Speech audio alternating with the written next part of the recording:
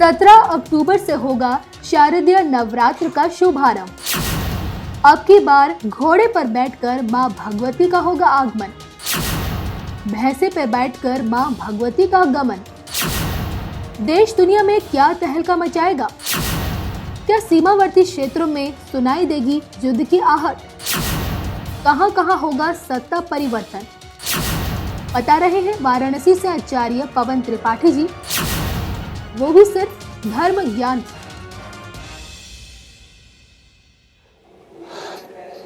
जगत जननी जगत धात्री स्थित संहार कारिणी पालनी जगत तारिणी परा अम्बा जगदम्बा। यह अति पावन पर्व नवरात्रि, जिसको हम अगर संख्या पूर्वक माने तो नवरात्रियाँ, भावपूर्वक माने तो नूतन रात्रियाँ। दो भाव आते हैं, दो संदेश देते हैं, नई रात्रि और नूतन रात्रि। नवगति नवलय ताल छंद नव नवल कंठ नव जलद मंद नव नव नभ के नव विहग बिंदुषो नव पर नव स्वर दे। यानी कि नव चेतना, नव उमंग, नई उत्साह और नए भाव के साथ हम जीवन यापन करें, नई ऊर्जा के साथ हम आगे का जीवन यापन करें। नवरात्रियाँ सनातन धर्म में जो कालखंड बांटा गया है 365 दिनों का, उसमें वर्ष में 2 क्रम से नवरात्रियाँ आती हैं, वासंतिक नवरात्रि और शारदीय नवरात्रि। तो जो चैत्र मास में यानी कि जब संवत्सर प्रारंभ होता है, जब नवरात्रि आती है, उसको वासंतिक नवरात्रि कहते हैं। और इस समय जो वर्तमान में नवरात्रि आई हुई है, नूतन रात्रि, 9 संख्या पूर्वक रात्रि जो आगमन हुआ है, वो शारदीय नवरात्रि के नाम से जानते हैं। धर्मशास्त्रों में, सनातनी धर्म ग्रंथों में इन नवरात्रियों के पीछे विशेष उद्देश्य रहा है ऋषियों का।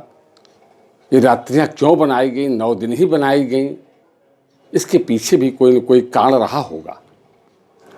तो निश्चित रूप से हम जानते हैं कि यह संक्रमण काल होता है, यह 2 ऋतुओं का संधि काल है, एक संधि बनाता है जो कि बाह्य संक्रमण वायरस है, डिजीज है, बैक्टीरिया हैं, नाना प्रकार के रोग हैं, वह इसी कालखंड में जब 2 ऋतुओं का समागम होता है, यानी कि एक ऋतु जाती है और दूसरी ऋतु आती है।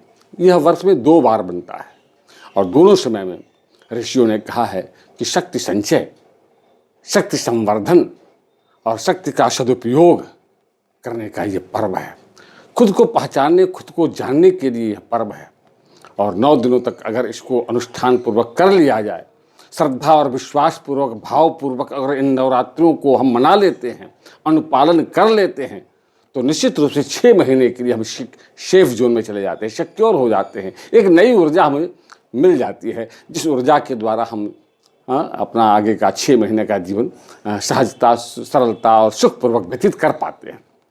तो निश्चित रूप से ये जो शारदीय नवरात्रि आई हुई है और ऐसे समय में आई हुई है, पिछली जो नवरात्रि वासंतिक थी, हम उसको कोरोना काल के प्रारंभ में लिया और इसमें मध्य, अब कोरोना काल जबकि लॉकडाउन हटाए जा रहे हैं, पूरी तरह से हट भी गए हैं, यह नवरात्रि आई है, तो निश्चित रूप से इस समय हम अच्छे से भगवती की उपासना कर सकते हैं। विश्व में जो महामारी फैलती है, विज्ञान की या धार्मिक धर्मशास्त्र की ऐसी कोई विधा नहीं है जो महामारी को नियंत्रित कर ले, लेकिन एक विधा ऋषियों ने बताई है, भगवती शक्ति की उपासना।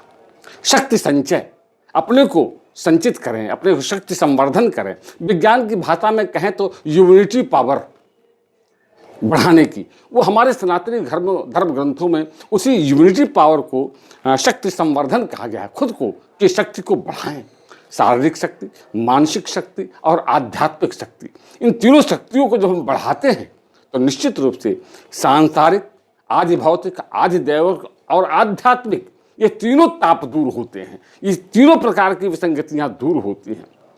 तो इस समय और धर्मशास्त्रों में ऐसा बताया गया है, जो दुर्गा का रूप है भगवती का, जयंती मंगला काली भद्रकाली कपालिनी दुर्गा क्षमा शिवा धात्री स्वाहा स्वधा नमोस्तुते। भगवती ही एक ऐसी माध्यम है जो इस नकारात्मक चित्तवृत्तियों से, नकारात्मक ऊर्जा से हमको बचा सकती है। और ऐसे समय में जबकि शारदीय नवरात्रि आई हुई है, दुर्गा की उपासना का पर्व प्रारंभ हो जाता है। दुर्गा है कौन? जो हमारी दुर्गतियों को शमन करे, दुर्वृत्तियों को दमन करे और दुर्गुणों को शमन करे, दुर्योगों को जो दूर कर दे, वही तो दुर्गा है। और दुर्गतियों, दुर्वृत्तियों, जो हमारी कुवृत्तियां हैं, कैसे रहना है, कैसे खाना है, कैसे पीना है, कहाँ जाना है, कैसे उठना है, कैसे बोलना है, सब पर हमारा नियंत्रण हो जाए, आहार विहार व्यवहार पर नियंत्रण हो जाए, यही तो दुर्गा की उपासना है।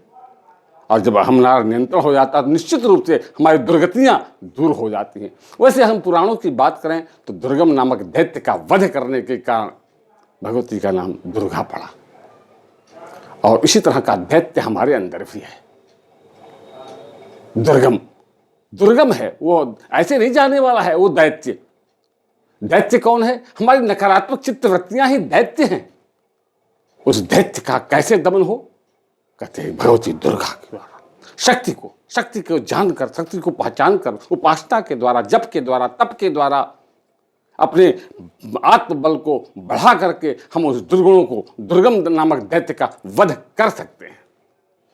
बहुत सुंदर पर्व है। ऐसे संक्रमण काल में पुनः यह पर्व 6 महीने से सभी लोग लॉकडाउन में थे और यह पर्व आया हुआ है। अब इस पर्व को पा करके इसका लाभ लेना है और इस लाभ को लेकर के यह जो महामारी फैली हुई है इसको समन करना है, दमन करना है। निश्चित रूप से हम कर पाएंगे इसको।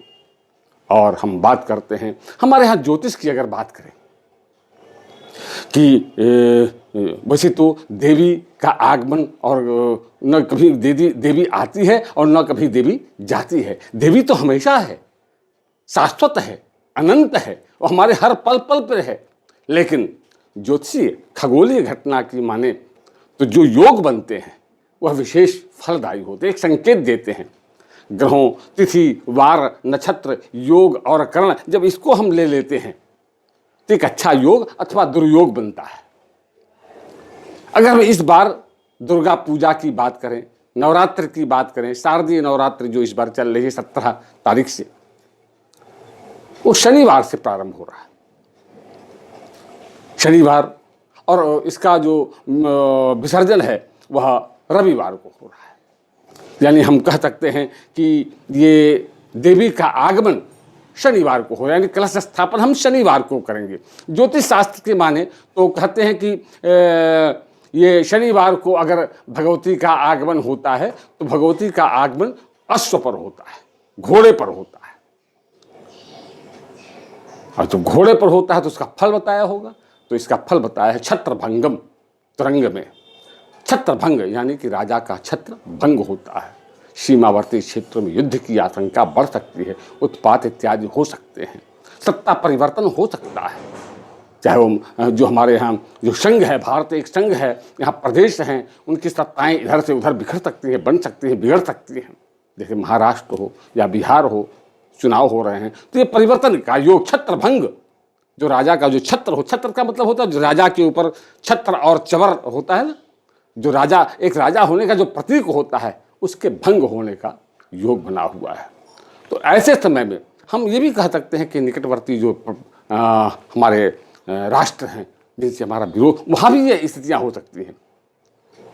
और छत्रभंग होना कोई अच्छी बात नहीं है, इसका प्रभाव गलत पड़ता है। और देवी का जो गमन है वह रविवार को हो रहा है, तो कहते हैं कि अगर रविवार को देवी का गमन होता है तो महिक पर भगवती जाती है। महिक कहते हैं भैंसे को, जो दुख और शोक को देने वाला होता है।